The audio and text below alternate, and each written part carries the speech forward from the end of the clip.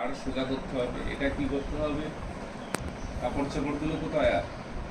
আর বড় টাওয়াল নিলে বা বালিশ নিলে টাওয়ালকে ওর মধ্যে কি মশা যেখানে নিয়ে আসে আমার মাথা সোজা করার জন্য এই সাইডে এইভাবে দেবো। এই সোজা হয়ে গেল।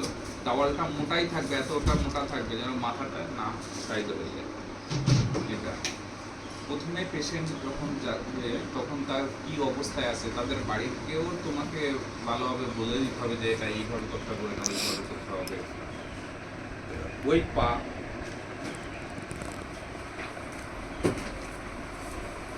এটা এইভাবেই আছে, তখন কি করতে হবে, এখানে একটা বালিশ এইভাবে সোজা করে দিতে হবে। যখনই বেডে থাকবে পেশেন্ট, সবসময়ের জন্য বেডে আছে, 1 মাস তো বেডেই থাকবে, তখন তাকে পা এরকম ভাবে এখানে বালিশ দিয়ে পা সোজা হয়ে, এই পা এরকম ভাবে সোজা হয়ে থাকবে। এগুলো করবে। এবার শুধু পেশেন্টকে এই স্ট্রোকের পেশেন্ট হেমিপ্লেজিয়া মনে করো, বাম সাইডের হাত আর পা অকেজো, একদম উঠতে পারছে না। এবার সে শুধু কথাও ঠিকঠাক বলতে পারছে না। তো আমি কি বলেছিলাম, কথা না বলতে পারলে হাতটা ধুয়ে ভালোভাবে তার যে একটা গ্লাভস ব্যবহার করতে পারো নিজেদের করে, বা পেশেন্ট বাড়িতে থাকলে তো ভালো, এবার তুমি নিজে নিয়ে গেলে আরো তোমার স্মার্টনেস, তখন তোমার ফিস যখন gloves, use and throw gloves. এবার জিপটাকে ধরে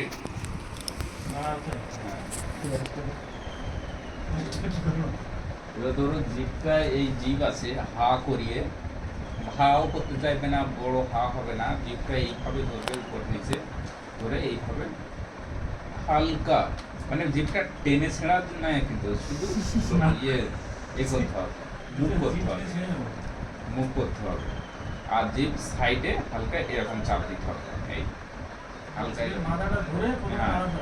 মাথা একদম প্রথমে 3বার এইদিকে 3বার ওইদিকে করে হালকা হালকা এরকম সেই যে 3বার মন্ত্র পড়া নয়, তোমাকে সেই হিসেবে যে যত সময় না 3বারটা 5বার মোটামুটি জিভ হা আওয়াজ না হচ্ছে তত সময় তোমাকে অন্তত জিভের মুভমেন্ট করে দিতে হবে। এবার 2 সাইডে গালের মধ্যে এগুলো হাত দিয়ে মাসাজ করতে হবে হালকা।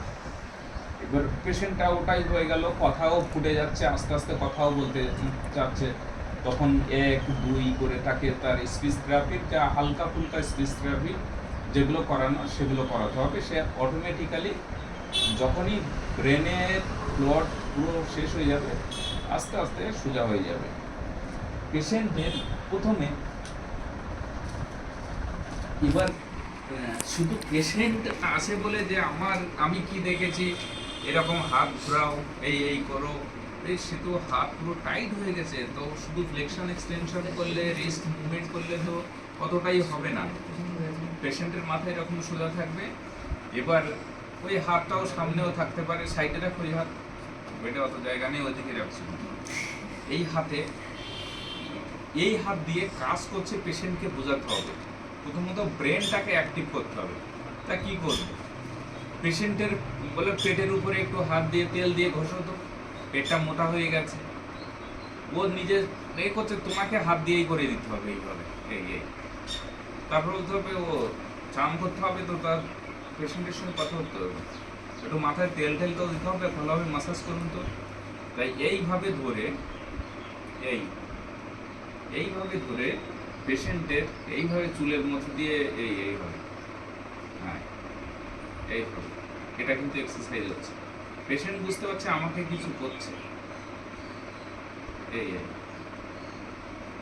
খুব ধৈর্যের একটা এক্সারসাইজ, সিম্পল লাগবে, কিন্তু এই ধৈর্য একমাত্র থেরাপিস্টের হবে, বাড়ির লোকের কোনোদিন হবে না।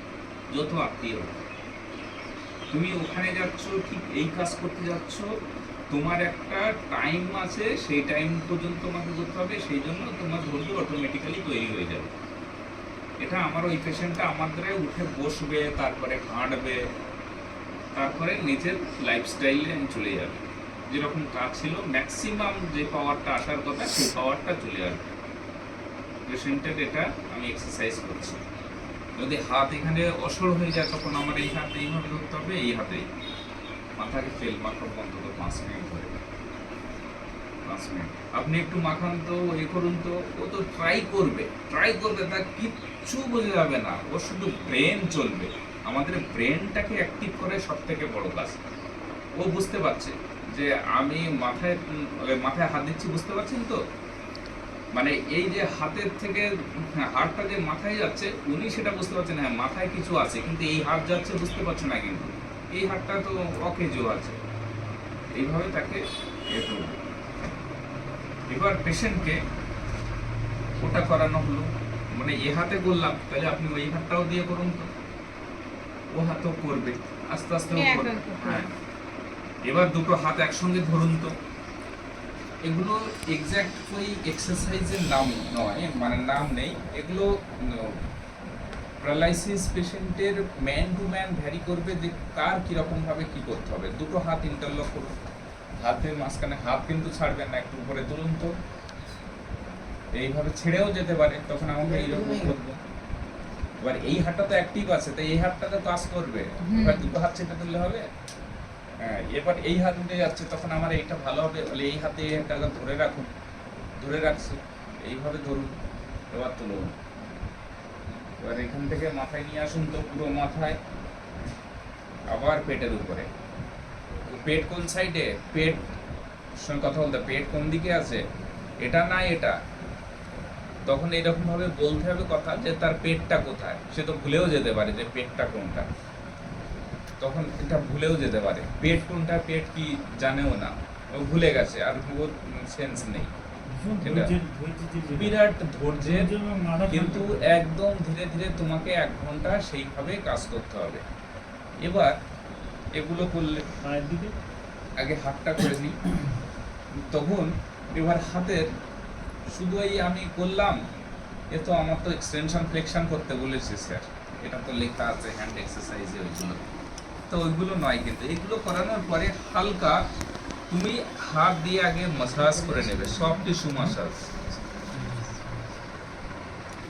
সব টিস্যু মাসাজ এরকম মাসাজ করে নেবে।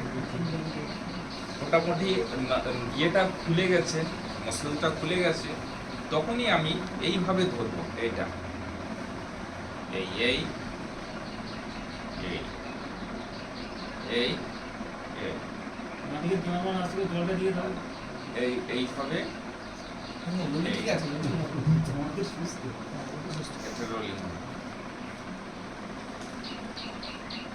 ধীরে ধীরে ধীরে ধীরে, আর রিস্ট রোলিং।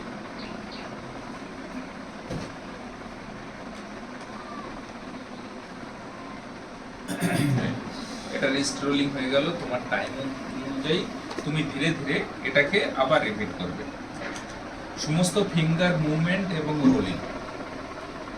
এখানে আমি ফিঙ্গার এইভাবে চেপে এইভাবে রোলিং করছি। এগুলো দেখানো হয়েছে এর আগে, মাসাজের সময়ও দেখানো হয়েছে। মাসাজের যেগুলো আছে মোটামুটি সমস্ত কিছু কমন পাবে। এটা এইভাবে ধরে এইভাবে তুলবে হাত, এই আবার এই বুড়ো আঙুলটা সবসময় এইভাবে ঢুকে থাকবে, এইভাবে সেটাকে বুড়ো আঙুলটাকে এইভাবে তুলবো, হাতের মধ্যে এই এই এই। এবার হাতটা মাথায়, আবার এটা হয়ে গেছে, বলবো হাতটা মাথায় নিয়ে যান তো, এইভাবে মাথায় মাথায় নিয়ে যাচ্ছে। এটা তুমি 3-4 দিনে তুমি তোমার পেশেন্টের ফিডব্যাক তুমি বুঝতে পারবে। 3-4 দিনে প্যারালাইসিস পেশেন্ট শোয়া থেকে বেডে বসা পর্যন্ত, আর বসা থেকে উঠে দাঁড়ানো পর্যন্ত একদম ইজি। তারপরের ব্যালেন্স নিয়ে আসতে একটু সমস্যা হয়। তারপরের ব্যালেন্স, এগুলো তো মেডিসিন তার ঠিকঠাক টাইমে মেডিসিন,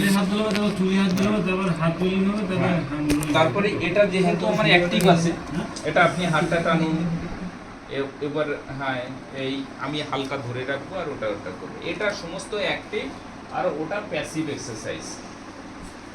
ওষুধ তো চলবে না, ওষুধ একদম ঠিকঠাক, ডাক্তার যতদিন বলবে ততদিন ঠিকঠাক চলবে। এবার পেশেন্টকে দুটো পা এইভাবে ফোল্ড করে রাখতে হবে, এবার এই পা তো থাকছে না, এইভাবে পড়ে যাচ্ছে, তখন কি করতে হবে, এই পা দিয়ে এই পার উপরে এইভাবে চেপে ধরে রাখতে হবে। যেটা ভালো পা। হ্যাঁ, এই পা যেন না পড়ে সেটা ওইভাবে ধরে রাখবেন, এটা কাজ হচ্ছে। মানে এটা পাটা যেন আমার গার উপরে না পড়ে, এভাবেও বলতে হবে পাটা যেন দুই পা পড়ে যায়, তাহলে ওর মানে দু পা হলে সেটা কি বললাম, কোয়াড্রিপ্লেজিয়া, মানে যখন তার পুরো শরীর ইয়ে হয়ে গেছে, অবশ হয়ে গেছে, তখন সেই প্যারালাইসিস ভগবানের কাছে যাওয়াই শ্রেয়। ঠিক আছে, না না দুটো পা হবে না, কোনোদিনও হবে না। এবার এটা এইভাবে থাকবে, আমি তার কাপকে একটু হালকা হালকা করবো, একটু হালকা এদিকে এদিকে ওদিকে ওদিকে এদিকে। যখন প্যারালাইসিস করাবো তখন সমস্ত কিছু আরো বুঝতে পারবো। কাঁধের ভগবানের কাছে যাওয়া উচিত, আর কাঁধের থাকা উচিত। এই পা নিচে নামান, হ্যাঁ,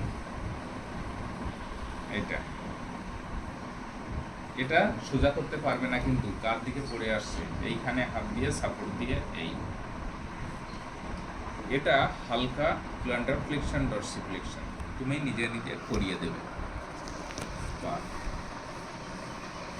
যখনই পেশেন্টকে এবার এই পা হালকা বাইরে, মানে বাইরে যাচ্ছে কিভাবে, দেখো পা এরকম ভাবে ভিতরে আসছে, পা এই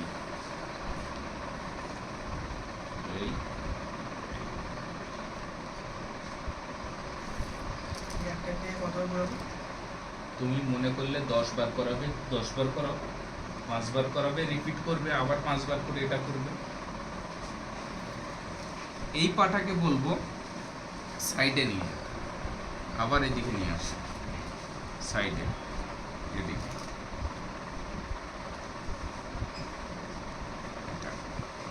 সাইড টু সাইড হয়ে গেল। এবার আমি এই পাটা হালকা নি ফ্লেকশন এক্সটেনশন করবো। কিভাবে, পা তো ভারী, পা তো শুয়েই আছে, এই নিচে হাত দেবো আর এইভাবে তুলবো, এইভাবে তুলে এই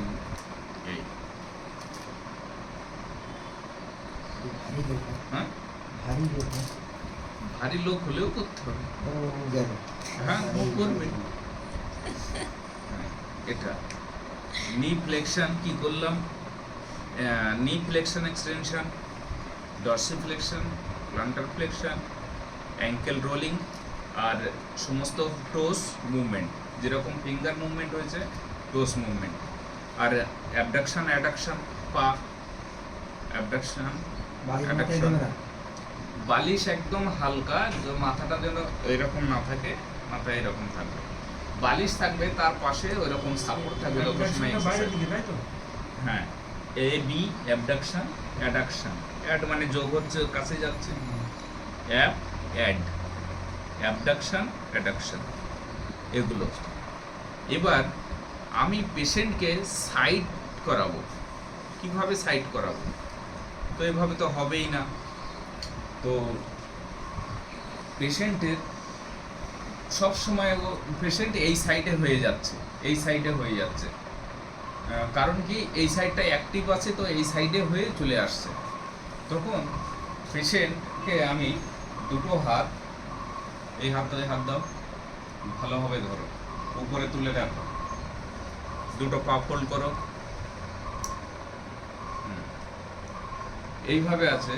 এটা আমি এই দিকে নিয়ে আসছি না, ঠিক আছে, এইদিকে অটোমেটিক চলে আসছে, আর এদিকে আসছে না। তখনই আমাকে পেশেন্টকে এইভাবে দুটো পা এরকম হাত উপরে ভালোভাবে টাইট করে, এবার এখানে সাপোর্ট দিয়ে এই সাইডে এইভাবে ঘুরিয়ে দিতে হবে। এবার এইটা ঘুরে থাকলো এইভাবে পেশেন্ট। এবার মাথার বালিশটা, মাথা কতটা হাইট আছে, এই যে এই হাইটটাই থাকবে, এখানে বালিশটা এই লেভেল থাকবে, তার বেশি হবে না, মাথা নিচে যাবে না, সমস্ত নার্ভ চেপে যাবে। আবার এইভাবে, তখন আমার যদি মনে করো যে ফুলের মধ্যে ঢুকিয়েছ, এই এবার এইখানে পেশেন্টের বুকটা এইদিকে চেপে আছে, তো বুকটা এইভাবে চাপবে না, আমি এইভাবে বের করে দেবো। এটা এইভাবে চেপে, যদি মনে করো যে পেশেন্টের এই সাইডে তো ইয়ে আছে, হ্যাঁ, তো এটা এইভাবে আছে, তখন আমি এখান থেকে ধরে এই এতটাই হবে, পা ফুল থাকবে। এবার পা ফোল্ড থাকবে, এবার এর পিছনে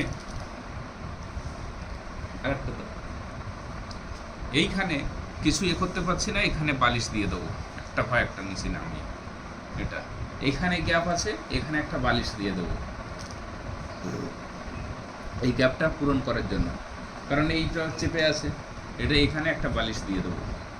তাহলে এখানে আর একটা বালিশ দিলে এই গ্যাপটা মরে যাচ্ছে। তখন আমি এখানে পিঠটা হালকা হালকা মাসাজ করতে পারবো।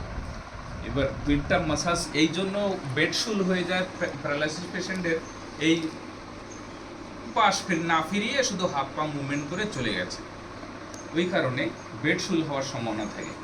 তো হালকা হালকা পিঠে মুভমেন্ট করব, এটা দিয়ে এটা মুভমেন্ট করব, এইভাবে কিছু সময় থাকলো। এটা কোথায়, এবার পেশেন্ট চাইলেই এই সাইডে পটাশ করে চলে আসতে পারে, কারণ এই সাইডের মাসল পাওয়ার আছে, তাই এটা দিয়ে ঠেলে এদিকে আসতে পারে, কিন্তু এদিক দিয়ে ওদিকেও যেতে পারবে না। তখন আবার পেশেন্টকেও এরকমভাবে সোজা হতে হবে। সোজা হতে গেলে কি করতে হবে, দুটো হাত ধরতে হবে, দুটো হাত এইভাবে আঙুলের মধ্যে আঙুল ধরো, এটাকে ভালোভাবে ধরো, তখন এইভাবে চলে আসছে, দুটো পা ফোল্ড করে আবার সোজা হয়ে চলে আসছে। এবার হাত ছেড়ে দাও। পেশেন্টকে ধৈর্যের সঙ্গে, যে হ্যাঁ এই